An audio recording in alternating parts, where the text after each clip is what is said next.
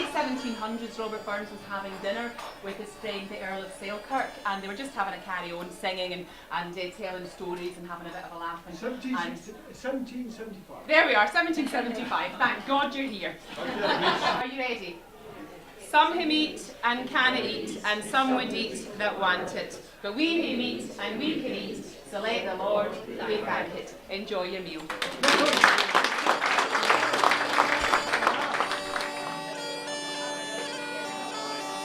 His knife, see rustic labour dicht, and cut you up wi' ready slicked, drenching your gushing entrails bricked like on a ditch. Then, oh, what a glorious sight. Warm, reeking, rich. On behalf of the lassies, I would like to welcome to the stage the delightful, the entertaining, the femme extraordinaire, ladies and gentlemen, Miss Keara Murphy.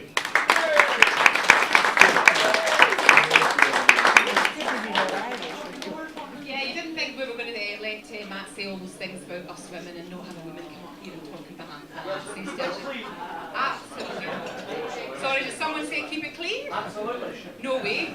I've dated many a Scotsman in my time. Okay, well, one or two. Actually, let's calm down. And I can honestly say that none of the Scotsmen I have ever dated wear runs. Although after 14 martinis and an alcopop, it's hard to tell. So, what about Scotsmen and their sense of style? Now, there's a theory that our ancestral picked men painted themselves indigo so that their husbands wouldn't see what they were up to in the heather, or in the morag, or in the seng. No one's quite sure what it was that made Begbie say no to the pauper poet. Was it the carousing? Was it the philandering? Was it the wife and 9 children? I mean, he does sound like some catch, really, doesn't he? The kind of guy that you might meet down the Rat Pack on a Wednesday night. And the sun was setting over the glen, and he looked into Jean's eyes, and in his typical eloquent Scots-English dialect, he recited one of his lesser known works, and I'd like to share that with you now. I don't think anyone's actually heard this poem before.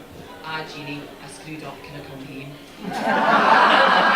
Mark gave birth to Burns' daughter just 9 days before poor old long-suffering Jean gave birth to another son.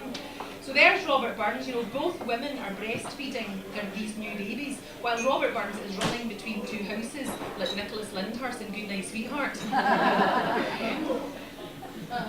I personally think that if Robert Burns was around today, he'd have got nothing done. He would have been permanently off on paternity leave. That is very, very important to Robert Burns. Without us, in fact, he would never have written a single word. Robert Burns said, I never had the least thought nor inclination of turning poet until I got heartily in love, and then rhyme and song were the spontaneous language of my heart. That is how important us women were to Robert Burns, so you gents would do well to remember that. So I have to say, yes, a man is a man for all that. So ladies, can I ask you, you don't need to stand up, I think some of you can't. So, myself included, yes. Very shortly I won't be able to stand up myself. Ladies, can I ask you to get a hold of your glass, raise your glass, charge your glass, and toast to the laddies.